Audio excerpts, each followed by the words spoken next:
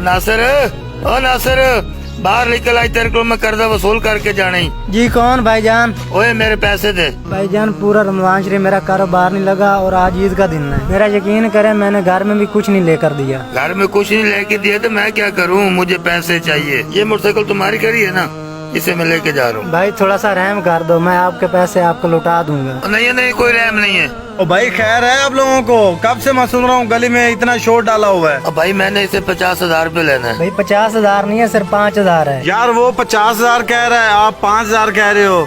ये बीच में मामला क्या है मुझे बताओ। मैंने इसे 5,000 सूद पे उठा के कारोबार शुरू किया था, अब इसने सूद लगा के मेरे ऊपर 50,000 बना दिया। यार आप लोगों ने वो हदीस नहीं सुनी हुई जिसमें वाज़ेह लिखा हुआ है, सूद लेने वाला और देने वाला दोनों दोज़ख की आग में। ये लो भाई अपने 50,000 रुपए पकड़ो और जाओ। नहीं भाई, मुझे 50,000 नहीं चाहिए, मेरा 5,000 है। और मेरी तौबा, आज के बाद मैं सूद का कारोबार नहीं करूँगा। ऐ ईमान वालों, दुगना चौगना सूद न खाओ और अल्लाह से डरो ताकि कामयाब हो जाओ, और दोज़ख की आग से बचो जो काफिरों के लिए तैयार की गई है।